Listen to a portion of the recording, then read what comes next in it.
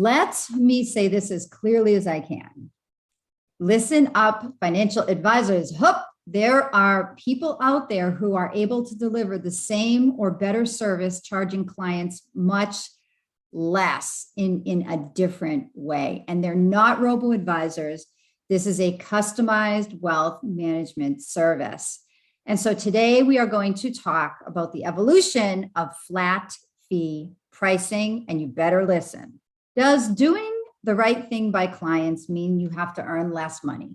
Does earning less money mean you're doing the right thing by your clients? My position on fees is this. I think it depends on how it's done and on the moral compass of the individual. I've seen very good hybrid advisors who are doing great for clients and charging them commissions. And I've seen very bad fee-only advisors who are giving their clients a bad deal, even though they're fiduciary and the whole ball of wax. Okay, so there's no absolute here. But for the future, I do believe it would create a profession, not an industry, but a profession consisting of professionals if advisors were to charge by the hour or by a flat fee. Even if charging flat fees is of no interest to you as an advisor, you should still listen to this podcast because I am seeing more and more advisors go hourly or go flat. Just my anecdotal experience here. And you will be competing against this pricing model in the future. So you need to know how it works. And in this particular advisor's case, he does an impeccable job and he would be kicking your butt if you went head to head with him. So Andy Panko is a flat fee advisor and the founder of Tenon Financial. Welcome to my show, Andy. Hi, welcome. Thank you for having me. Super excited to be here and share my story. So there was this post I did last week on LinkedIn, and it went something like this. It was one of those quote posts, right? And Andy, I know you know this because you comment on these things when I do this, but it was like, financial advisor says, I'm a fiduciary. I do right by my clients 100%. Consultant. And this actually is a conversation I have all the time. Consultant, would you ever consider charging hourly or flat fees? Financial advisor, that's out of the question. I won't make as much money. And it kind of created this big wave because people always have very emotional responses. I guess I pushed a few buttons here, and people love to swoop in on these talks. So Andy, let's start with the basic question. What is a flat fee advisor? That's a great question. And it blows my mind how many other advisors in the industry have no comprehension about it. So I posted on LinkedIn, on Facebook, seeking other advisors who charge a true flat fee for a bundled financial planning and investment management offering. And I got a few dozen responses because I'm looking to create a list of referrals to freely share with prospective clients. And I got a few dozen responses, probably 3/4 of them, the people clearly didn't understand the concept of flat fee. They said, yes, I'm flat fee. And then I look at their ADV, the regulatory filings, or I look at their website and it says they charge a fixed fee for planning and then a percent of assets under management for investment management. And I'm like, no. Not a flat fee advisor. So, not a flat fee advisor. So really, people don't understand it even within the industry. To me, how I offer it, how I idealistically envision the industry hopefully going is a flat fee is simply that. Whether you charge $6,000 a year, $10,000 a year, $20,000 a year, that's your fee. The amount of assets the client has under your management does not matter because I'm sure we'll get into this, but it's investment management, even good investment management is super scalable, increasingly cheap, easy, and commoditized. And the size of the assets really has virtually zero bearing on the amount of time, resources, expertise needed to properly implement and service a client relationship, inclusive of investment management. Okay, so hold on, Andy. Let's just go back over that because that was so much, and thank you very much for your good definition. A flat fee advisor is defined as an advisor who, for one set fee, which is either incurred on a monthly or a yearly basis, does it have to be monthly? No, and let me back up a little. I'll preface this whole conversation by saying there is no perfect or 100% right or 100% best fee model. I'll freely admit that. I get on my soapbox a little too much. I beat the drum a little too hard about the merits of flat fee because it works for me and what I do and how I do it. But no fee model is completely free from inherent conflicts of interest. No fee Right. model is perfect in all scenarios. But what I do, it is a true flat annual fee. I choose to have it deducted from clients' accounts quarterly. Whether you do it monthly, whether you do it once a year, doesn't frankly matter. The point is the total fee that the client pays every year is fixed. It's hard coded into the advisory agreement. There's no ambiguity. There's no ups or downs.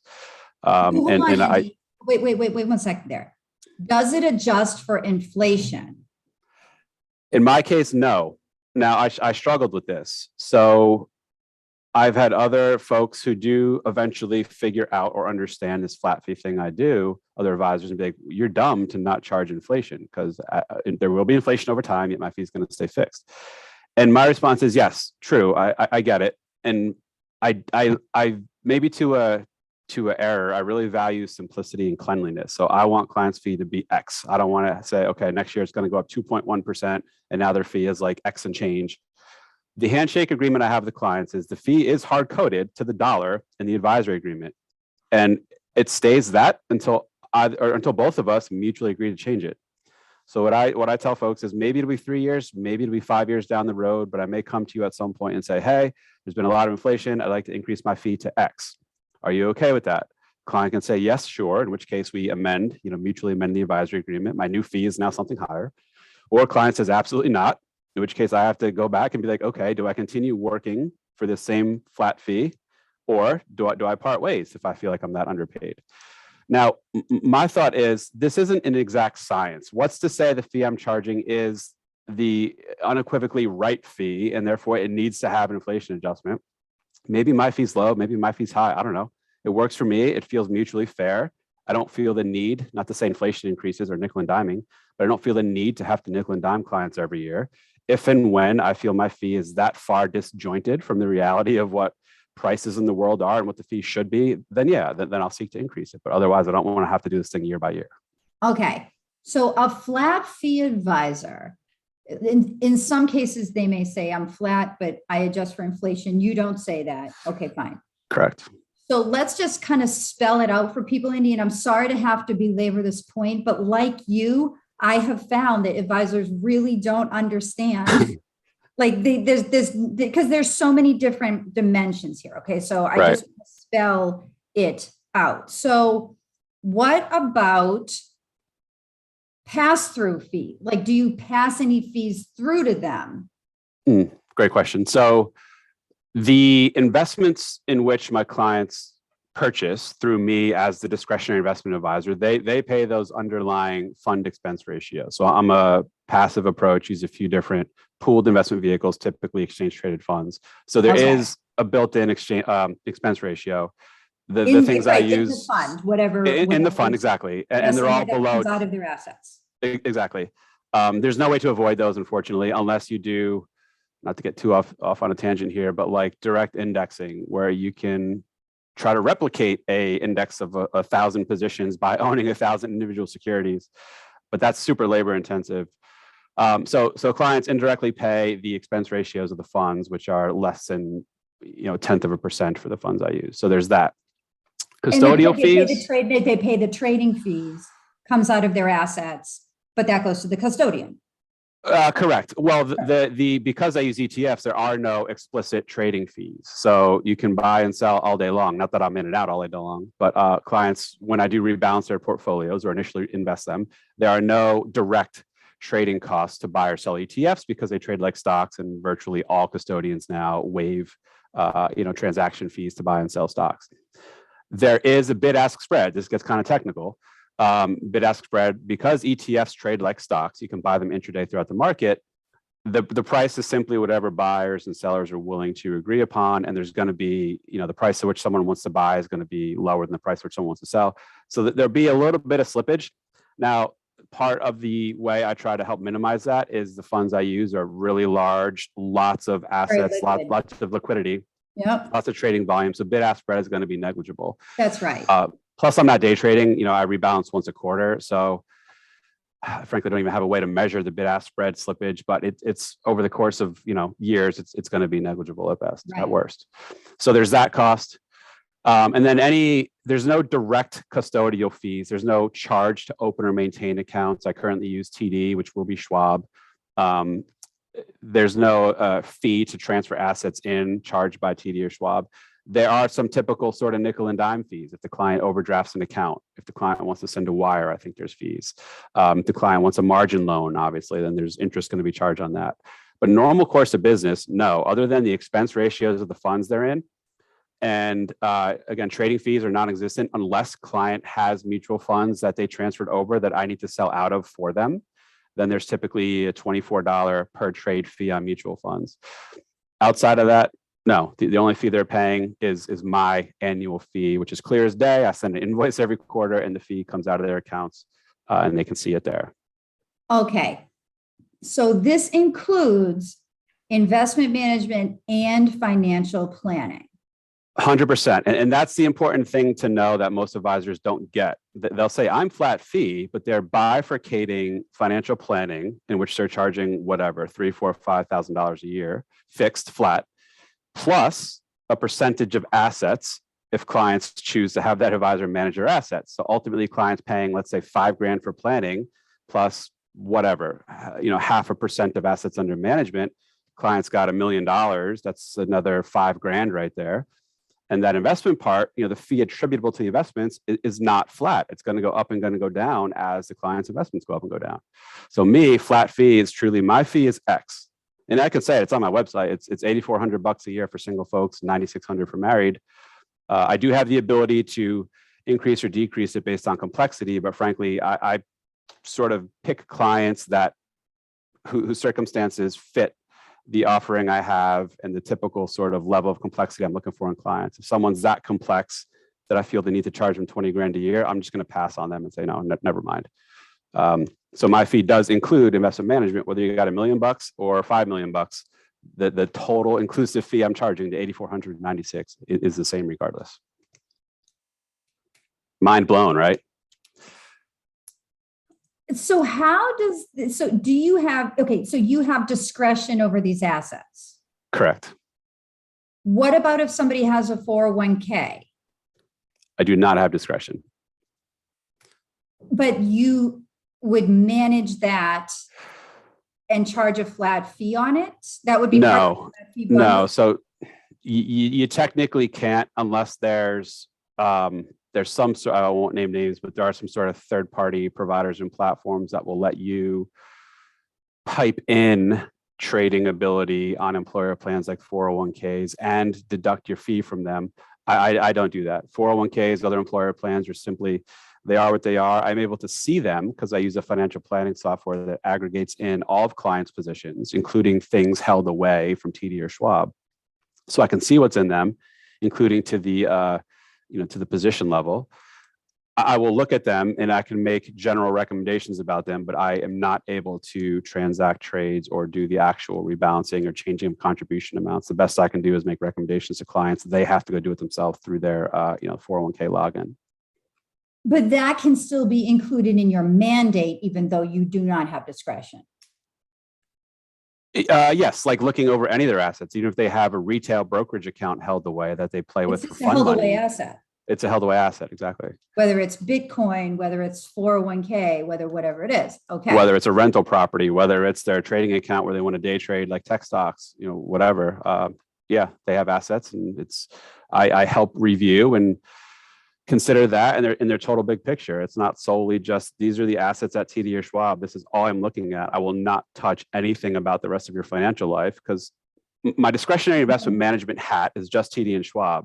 My broader financial planning is the whole picture, inclusive of pensions, Social Security, annuities, life insurance they have, real estate, held away assets like employer plans. So those are all things that a good planner should be looking at and giving guidance on.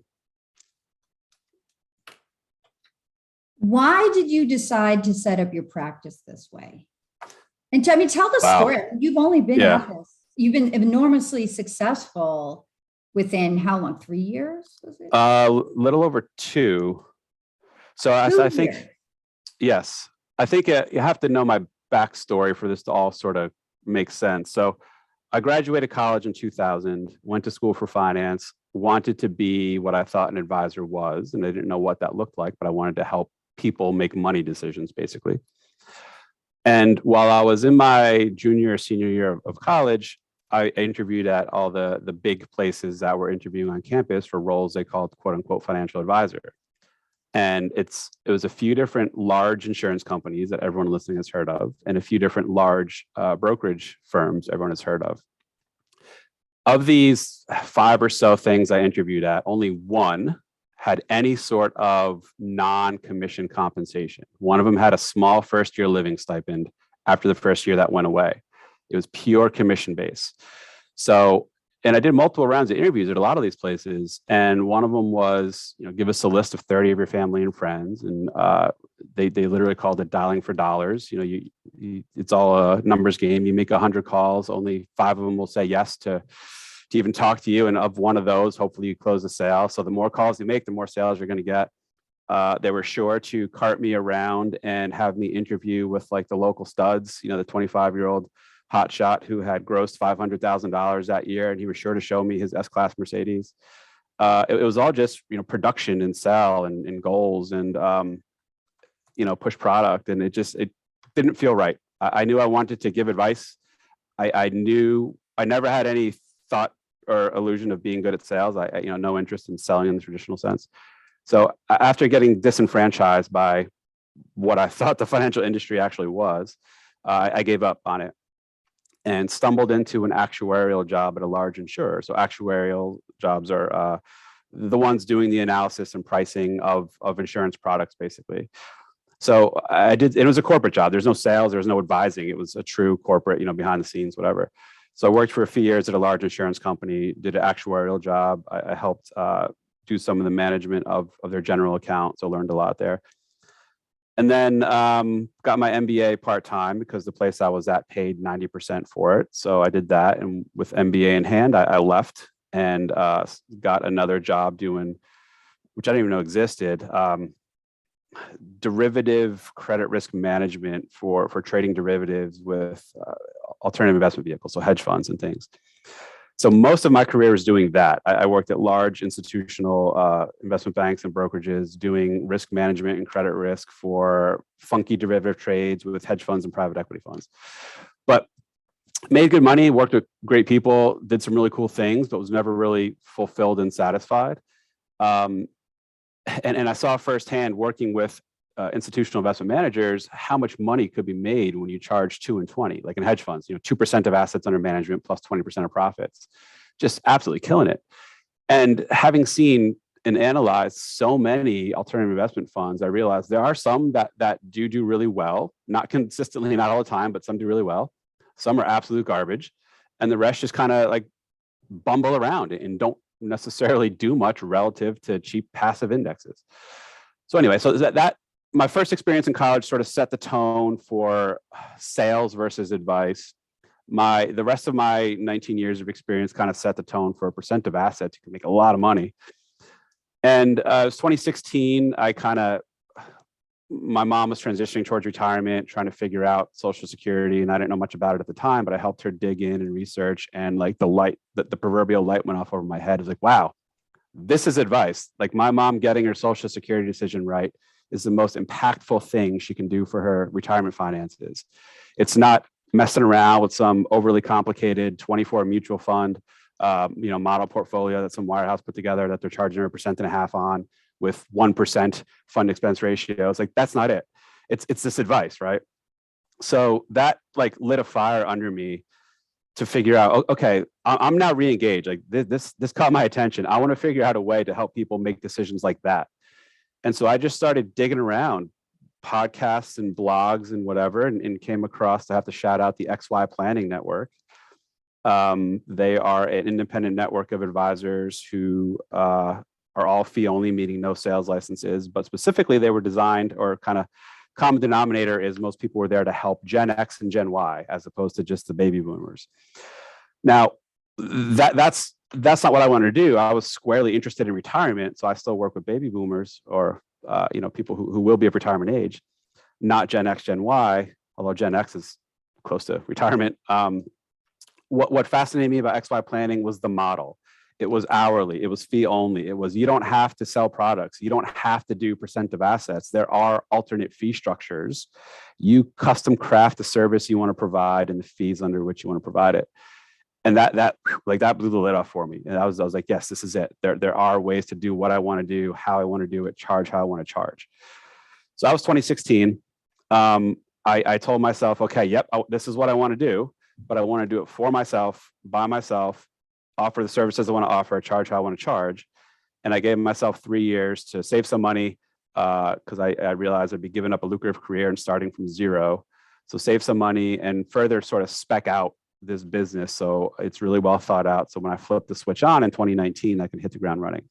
So that's what I did. 2016 and 19 was learning, taking a lot of tests, getting designations and credentials, just soaking up everything I could about industry best practices to find out what I like, what I don't like, what I think will work, what won't work, services I want to offer, who I want to work with, really kind of craft my message, my positioning.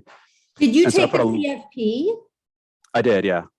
That's what, so you took that before you launched the practice while you were working for somebody else? Exactly. Yep. So on my train rides home every day from Midtown Manhattan to Central New Jersey, every morning in, every night home, I was reading. I did 3 tests in 3 years. I did the retirement income certified professional designation. I did the CFP, and then I did IRS enrolled agent. So all that was just studying on the trains for 3 years straight. Did you already have kids at that point? I did. Yeah. So it was a lot of work. I'd leave work. I'd leave my office in Midtown, probably 6-ish, let's say. And then, I'd have to get to the train station and then a 45 to an hour train ride home. And then, whatever. And my kids at the time, so 2016 was 6 years ago, they would have been 6 and 8. So I was in the thick of it, So with life. They're in elementary school. Elementary school, yep. Yeah. Okay. So that was it. I knew I needed the designations. I knew I wanted to do as much as I possibly could to set myself up to hopefully have a successful business. And I knew credentials mattered to some extent. I knew knowledge obviously mattered. And that was kind of it. So I decided, 2019 would be the year I do it. And sure enough, 2019, I left my old job and started this and haven't looked back. Right. So, I like this because I think a lot of people, when they think about starting an RIA firm, that's all that they do is they think about starting an RIA firm. It's never as well planned and calculated and doing things and researching and contacting XY. It's like people are like, I'm not happy with my corporate job. I'm going to quit. I want to do this. And then they're like thinking about it. And then they even quit. And sometimes they're like, I'm thinking about starting. I'm thinking, and it's like, right. They think about it so notionally, but then they don't think about, well, how would I actually do it? What licenses would I need to get? And should I get these before I can my paycheck? Right. So that exactly. I'm not over. And so you got a leg up on the whole thing because you had visualized the path kind of beforehand. Yeah. And not just the path of the business, but even personal life. It doesn't matter how good your business idea is. If you have zero revenue, you have to be aware of your personal expenses and you have to still maintain personal life. So part of the reason why it took me 3 years from inception, initial thought to actually going live was I knew I needed to save up money.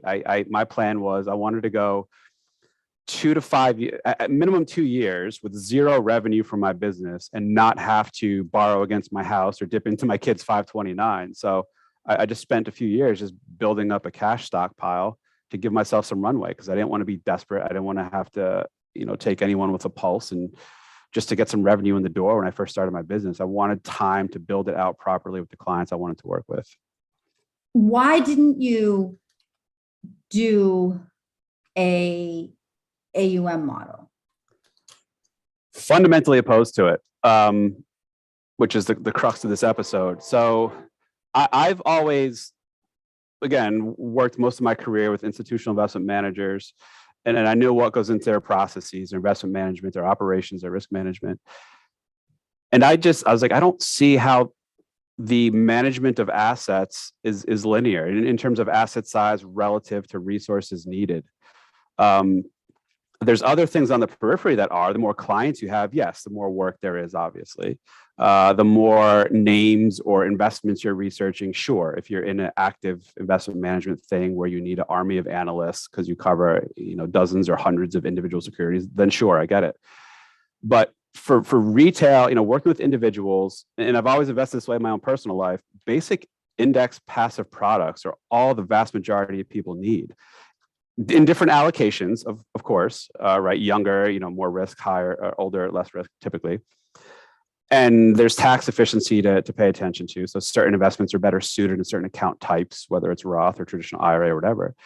But outside of that, any monkey with a computer can do the investment management I do. And it's not a knock on me. It's just that there really are that many good products out there that make it really, again, cheap, easy, and commoditized to do and do well. So I realized I just don't see how a $5 million client is 5 times more work than a $1 million client, or even twice as much work necessarily. Why are we means testing? Investment management is the only industry where the fee clients pay seem to be means tested. Look at other real professions, doctors, right? They don't charge you based on your willingness or ability to pay. Lawyers don't, with one exception. And I thought about this. I was like, well, what about lawyers who defend you, or not defend you, but represent you for a lawsuit? They do take a cut of what you win. Like they'll take 30% of your winnings. And I was like, well, okay, that contradicts what I was thinking. But here's what I realized. I think you have a lot of investment folks listening to this. That's pure alpha. If you don't have a lawyer to represent you in that lawsuit, you're guaranteed to get nothing out of it. 100% of your winnings are directly attributable to that law firm doing their thing with you in court. So sure, it makes more sense then that they could and should take a cut of that. But if they're just providing you general guidance about like drafting a will or some other basic advice, it shouldn't be a function of your ability to pay. It should just be this, here's the amount of service and value we're providing, and here's the fee. So investment management, I feel, is the same way. Unless you are truly trying to provide alpha, like uniquely attributable returns that are due to something the investment manager did, then sure, charge on that alpha. But the vast majority of advisors, even those who do claim they have some sort of market-beating alpha generating formula, accounts go up and down because of the market, not because something the advisor did. So don't charge on it like you were, uniquely, those gains happen because something you did. Most times they don't. And on the flip side, same thing. When accounts go down, either because markets go down or clients decide to take some money and go pay off a mortgage, the advisor is not doing any less work. So why should the advisor's fee go up and go down based on asset size? No, the advisor's fee should be based on the amount of time, resources, expertise, knowledge, whatever provided. And asset size, frankly, has nothing to do with that in the majority of cases. Andy, you're 3 years into this. What does the practice look like today? As much as you feel comfortable discussing. Yeah, of course. So from the onset, before I even flipped the switch live, I had a very tight vision of what I wanted: 45 to 50 clients, ongoing relationships, where I'm a true solo. I have no employees, and I don't intend to have any at this point. Maybe some point I'll change my mind, but as of now, I don't. So I knew capacity-wise, 40, 50 at most is how much I can comfortably service without stretching myself too thin. So that's what I set out to build. I just announced to the world this a couple of weeks, last week, that I'm no longer taking any new prospect calls. I'm not saying new clients, but new prospect calls. So I currently have about 40 clients. There's another handful of really good calls I had with other folks who haven't yet signed up, but I suspect some will. Some already sort of pre-agreed to sign up at a future date. So I'm going to be at 45-ish in the next few months, and I'm good. Like that's all I need. I know part of why I designed this business the way I did was I know what I want personally out of it. I know what I want professionally out of it. I'm not looking to make $1 million a year. It'd be nice if I did, but that's not my goal. So I'm happy with my 40 to 50 clients. That's all I really want and need in life. And I can properly serve them. They like me. I like them. Hopefully they like me. And that's it. I'm not trying to build an empire. If and when I do let myself get ahead of my skis, and start just like hiring and trying to grow for the sake of growing, then yes, flat fee may need to be revisited. Because if I let my overhead get carried away, which I think a lot of advisors do, they got the fancy offices with the wood paneling and the receptionist with the impossibly perfect smile who makes your custom cup of coffee and knows exactly what you want when you come into the office. And that stuff all costs money. Do you need to do that to have a successful advisory practice? I don't think so. But if I ever let myself get to that point, then yeah, then maybe I need to start charging more. But you're doing some pretty intense planning for these clients. Yes. Right? On the tax side, right? Yeah, which I think is necessary. I think it's a huge disservice that a lot of advisors don't do tax planning or flat out can't, especially if you work at a large wirehouse insurance company, that they will tell you in disclosure, we do not do tax planning, which there's tax implications to like virtually every aspect of someone's financial life. So to say you can't do tax planning is a tremendously missed opportunity. Again, investment management isn't the big value add. That's a monkey with a computer can do that well. It's the tax planning, it's the broader planning to tie everything together. That's the real value. So I approach my fee from a perspective of what do I think is fair and what would I be willing to pay for the service and value and things I provide. So yes, it is management of investments. Yes, it's detailed tax projections. I do with clients like a mock tax return every year to really iron out their income so we can see how much Roth conversion should we do before you hit this tax bracket, or if you're of Medicare age, are we trying to stay below a certain income to avoid Medicare premium surcharges? I get very, very in the weeds with taxes. And even other general planning. So some of my clients have rental properties and I help them talk through and build those rental incomes and potential gains into their financial plans. So I figured, and this is why flat fee makes sense for me. Like I said before, it won't work for everyone. I knew who I wanted to work with, and I know they're all going to more or less be in the same stage of life. They're all going to have the same general planning needs. Like some will have second house, some won't, but whatever. I don't touch people that own businesses. I don't touch people with international planning angles. I don't do special needs planning because that's a whole other area of specialization I know I'm not well versed enough in. Mm-hmm. So I choose clients that fit the prototype of who I want to work with. And I know they're all going to generally want and need the same services and have the same planning opportunities. Now, some are a little more involved, I don't want to say need more hand-holding, but some definitely ask more questions or more inquisitive about the process, so take up more time, and that's okay. Whereas others, I talk to twice a year and things seem to work fine at that. But I figured, let me come up with a fee that makes sense for what I'm doing, the time, the resources, et cetera. Assets has nothing to do with it. I can give you examples of where $1 million client is substantially more time and work than a $5 million client. So why should the $5 million client pay more? It's silly and arbitrary that advisors charge on asset size alone. But how did you come up with what that flat fee should be? I mean, I think you said it was like what, $8,000 or $9,000 a year or something. Like, yep. I sort of triangulated a few ways. One was if I were to break down the amount of hours I think I'll be spending with and working for everyone, and put an hourly rate to that. What am I sort of shooting for? So I figured, I don't know, $300, $350 an hour roughly. That was one sort of data point I tried to hit for. One was also just the typical client I anticipate working with. What would they pay if they were at the typical 1% of AUM advisor? I didn't want to stray too far from that. I assume my clients would have about $1 million, and do the math. That would mean they're paying about 10 grand. And my overhead's low. I'm not trying to be the low cost provider, but I know it's just me in my office by myself. So my expenses are pretty low. So why not pass that on through to folks? So I don't know. I figured, well, initially I sort of undershot. I was charging $6 grand and $7,200 for single and married respectively, not really knowing. And once I started getting clients, things happened pretty fast and furious. I was, 4 or 5 clients a month. I was like, I got to slow this down. I must not be charging enough. Andy, but let's just cover that. So you get your clients from the internet? Largely Facebook, yes. Okay. Yep. So I think you told me once you established a Facebook group. Correct. About yeah, called Taxes in Retirement. And it's a no sales. It's not like, give me your email and I'll give you this piece of content. There's no lead capture whatsoever. It's just a group. People are free to join. It is a private group, so they have to request it in, and that's to screen out like bots and spammers. They can ask questions, and I share articles. I do weekly live videos where I do deep dives in particular topics.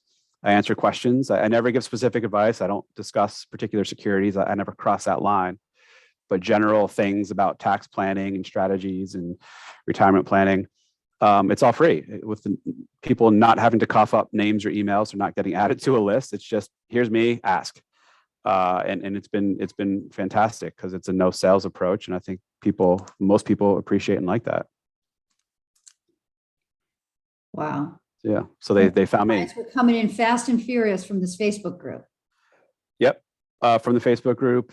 And within a few, I don't know, 6 months, maybe I increased my prices to 72 and 84 respectively. Still didn't slow down. And so, okay, I still must not be charging enough. And then finally landed at 8,400 and 9,600, which is where I'm at now. And that's when I sort of hit what I thought was like a healthy balance of potential clients still reaching out. Not everyone saying yes. Not everyone saying no. So I think I hit what felt like the sort of market agreed upon right price for what I offer. And I should say, I believe in capitalism. I don't want to sound like I'm telling everyone you have to charge a certain way, but I firmly feel, and I've seen it firsthand, a lot of my clients, what ended up happening was they have a few $1 million. They're paying 20, 30, 40 grand elsewhere, and they're not complicated scenarios at all. They just, through hard work or good savings or whatever, they have a few $1 million. They realize, like, I don't know what we're getting for tens of thousands of dollars. And I'm like, you're right. I don't get it either. I think you're being overcharged. And I'm not saying that as an underhanded dig to try to win business as like the low cost provider. Again, that wasn't my intention. I just want to offer a service that I feel is appropriately priced. And I did have to kind of rely on the market to help me figure that out. Again, I sort of undercharged initially and then up the prices till I hit an equilibrium that sort of felt right. But that's it. So I have people that are, paying me $9,600 that are paying 30 plus grand before, and they're getting the same, if not better service from me because I'm doing tax analysis and tax planning, which other places didn't do. Everybody wins. I think so. What, if you had to say 3 up and 3 down, what are the advantages and what are the disadvantages of being a flat fee advisor? Advantages is, I think it's the least conflicted. So percent of AUM, even though it is, you have to be a true fiduciary, et cetera, we all know there's a huge inherent conflict of interest in there. The interest is that the more assets you have, the more you get paid. It's that simple, and vice versa. Or the more assets you have, they're invested for the client as opposed to being in cash. Correct. Yeah. Right. If you have too much cash, you shouldn't be charging on it. Get in trouble if you can. Right. That's a good point.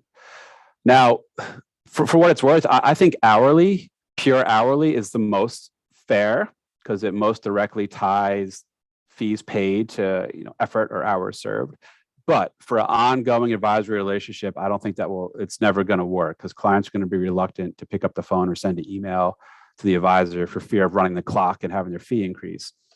So I don't think that'll ever truly work for real ongoing advisory.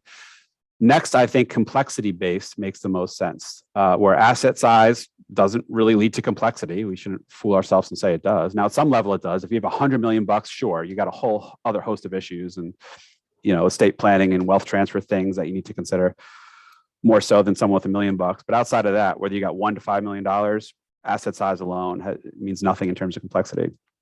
But I like the idea of complexity-based. The problem is the more you tweak your model and come up with a model that can accurately reflect every bit of complexity, that model is going to be so unwieldy and clunky that it's going to be a turnoff to everyone.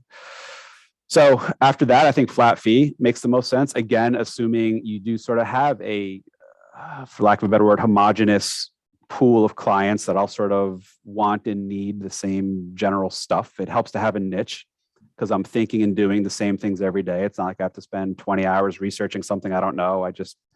If you're not a fit for me because you're not my niche, then I'll say it in the onset, I'm not the right guy for you. So anyway, so flat fee, tremendously transparent is huge, less conflict than other fee models, and super simple. Everyone gets it. There's no, even with percent of AUM, I think there's a lot of, I don't want to say not smoke and mirrors, but clients know I'm paying 1% of assets. But they may not sit down and do the math. They got $2 million. Don't worry about the percentage fee. Look at the ultimate amount of dollars you're paying. That's what matters. If you're paying $20,000 to some advisor who all he's doing is putting you in a pre-canned 24 mutual fund model portfolio and that's it, you're grossly overpaying. And I can say that with confidence. So those are the 3: transparent, less conflicted than others, and super simple. Downside, it's simply not going to work in all things. Like I said, if you're all over the place with the clients you serve and areas of knowledge you have to train yourself in, you're going to be scrambling to make sense of this, in which Okay, case I don't. Andy, I want to just pause there for a minute. In a sense, I wouldn't call you a niche provider, but I would call you somewhat specialized in that you work with folks that are retirement focused and that need that advice on when to take Social Security, how to not get your Medicare premiums increased. And you've garnered these clients from an online strategy that provides information on retirement and seeks those who are looking for those answers, right? So in that Exactly. sense, you've used a very focused marketing strategy to get to them, right? But most Yes. advisors do not. The traditional way that an advisor builds a book is by just getting word of mouth referrals from their clients. And a lot of times that does not translate into a focused book of business. Very often it does not, because if I have a client, if I'm a wealth manager and I have a client who's a lawyer, there's nothing to say that that lawyer is going to refer me to another lawyer. The lawyer is going to refer me to the doctor that they're at the country club with, or their brother-in-law who happens to, or sister-in-law who happens to own a business. And you, for example, said you are not interested in business owners.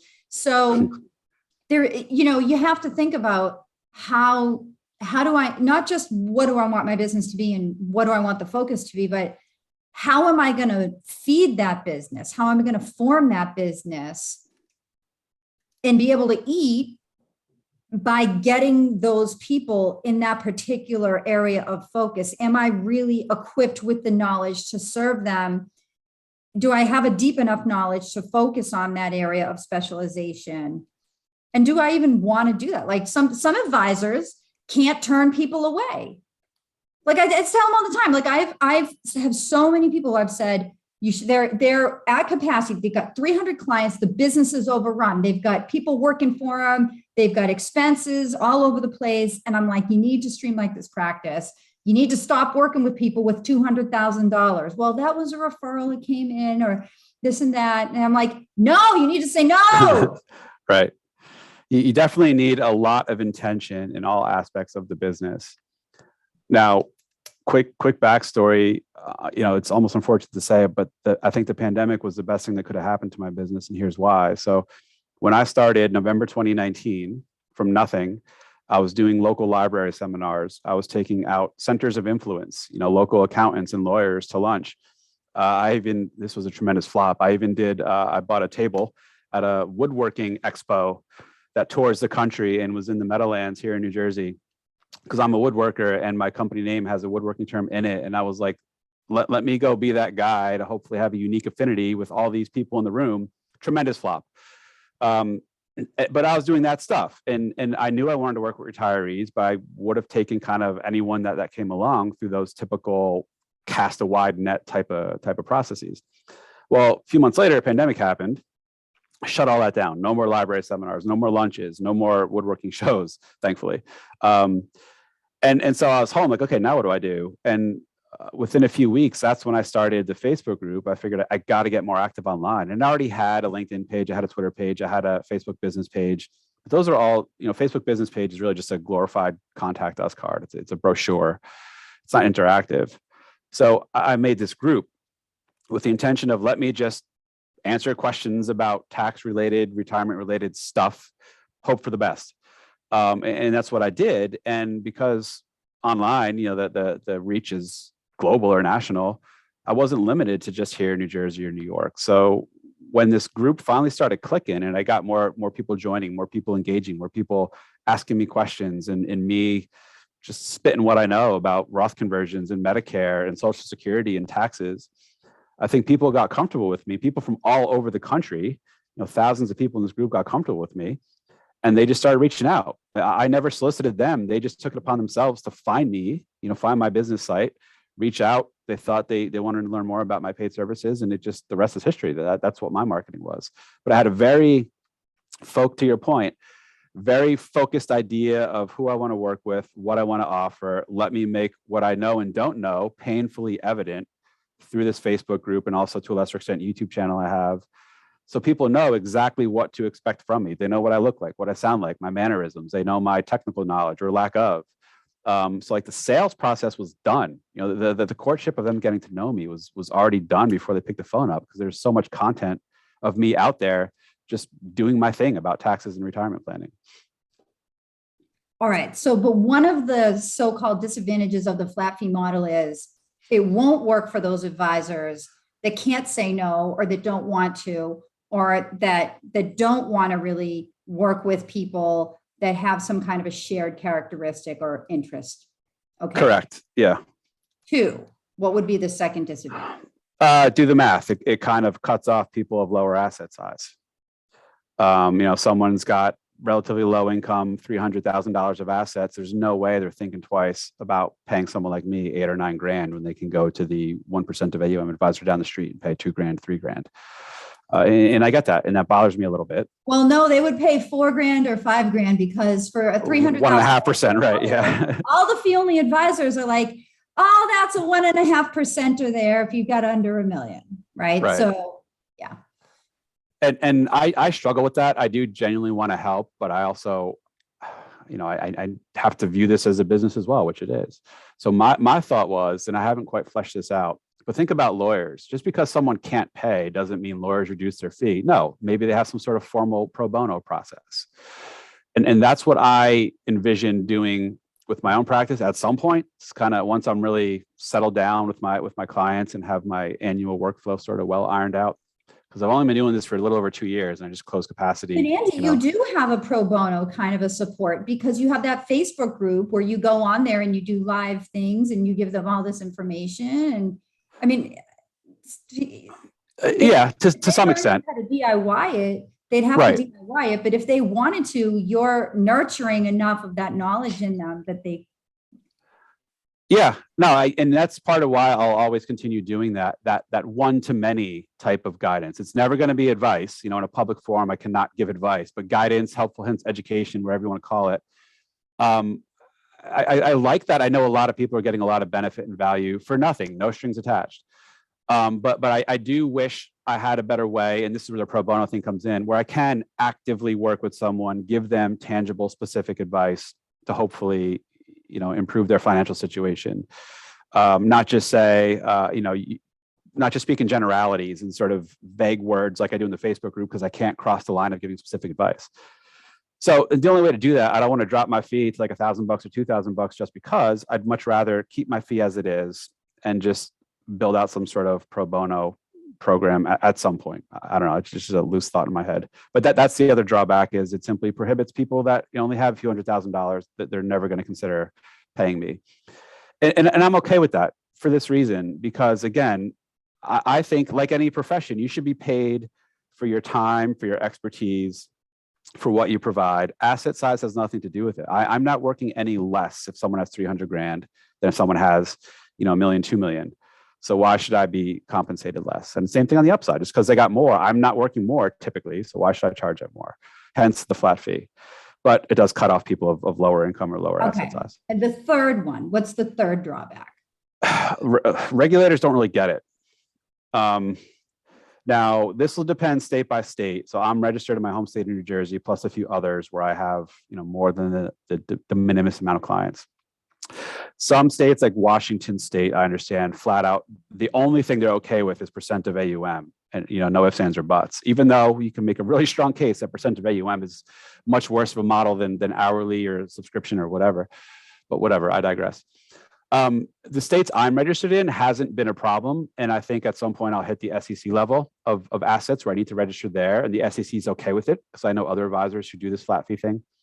But depending what state you're in, this may be a hard no, because your regulator may flat out not allow it. If you're managing investments, they're going to want to see a percent of assets under management.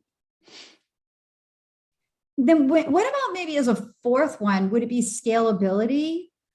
Like there are some advisors that probably just want to get as big as they can get, and they want to hire people, and they want to be able to say, I'm an investment manager with $1 billion under management. So that this model, I mean, would it be scalable for them? I think you'd have to, like the position you're in, Andy, like you'd have to hire another advisor because you still have clients coming to you, but you're cutting them off, right? Like you'd have to hire another advisor to take those clients in. Yeah. And so let's assume I stop it, I get my 50 clients and I'm done and I can properly serve them and I don't need help yet. The second, if I do want to grow, I will need help and I'd have to hire help before growing. The second I hire someone, that right there, my take home, my bottom line is going to drop. I don't know, what's a good junior, 60, 80 grand a year? But I don't know. That's a big ding. But to answer your question, it is definitely scalable. Think about other advisors in their practices. What's their average revenue per client? It's probably where I'm at, 7, 8, 9 grand a year, right? Unless they're super high level where they're, because they can be, they're only going after people that are making 20, 30 grand a year. It's probably right where I'm at, right? So they're scalable. I'm no less scalable, right? If every client's bringing in 7, 8, 9,000 per year of gross revenue, it could work just the same, from a scalability purpose. Now, other advisors, and I know why they do it, they go up market simply because they can. Why work with one client making 8 grand when I can work with one client making 20 grand? So that's sort of the natural evolution of a lot of advisors is go up market, clients with higher assets and or higher complexity where they can charge more because the advisor ultimately makes more. But from a pure scalability standpoint, I think you have to look at the average revenue per client, and mine isn't drastically different than most advisors out there probably. So I'd be scalable just the same if I wanted to. Yeah. All right. Yeah. I'm going to end the podcast now, but is there anything I didn't ask you that you wanted me to ask you? No, just to recap, I am vocal about this clearly. I do genuinely want to help change the industry and really make this flat fee thing, make it get some legs. But there is no perfect fee model. Commission only isn't the end of the world. I think it's the most conflicted, but still there's reason for it. Percent of AUM, everything has its pros and cons. Flat fee is no different. And I'll be the first to admit that. I do think it makes a lot of sense in the right situations though.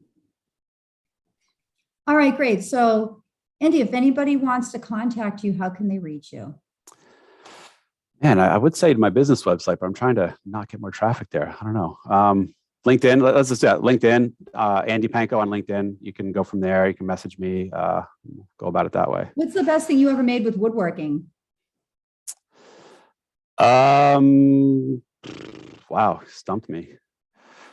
A lot of furniture, cabinets, like tables and things like that. I don't have a favorite project. I made this business card holder. I made a little business card holder out of walnut. How about that? I'm sorry, what'd you say? What got you into this? I always liked it. My father was super handy and he was remodeling our house when I was a kid. So I was always around different stages of construction and destruction in our house and was kind of naturally interested in always helping him grab tools and clean stuff up. And I don't know, when I got out of college, I got really interested in building stuff, built a birdhouse in the kitchen of our apartment at the time, made a mess with sawdust and then just slowly kind of built up to bigger and more elaborate projects. And now I'm doing like full built-ins, like wall-to-wall built-ins with lights integrated and benches and all kinds of cool stuff. Is that a side business? It's kind of funny story. No, now it's just a hobby, but I did actually quasi leave my old life when I was doing institutional and capital markets banking.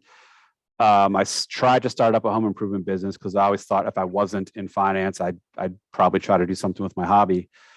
And so what I did was I was working full-time at a place. I negotiated with them to work as a consultant 3 days a week.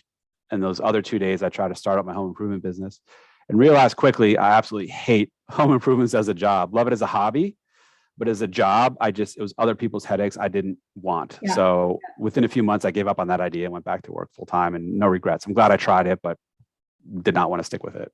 Yeah. Yeah. Cool. All right. Well, Andy, thank you so much. You've been a great guest. And everybody, rate, subscribe, and review my show, and I will catch you next time.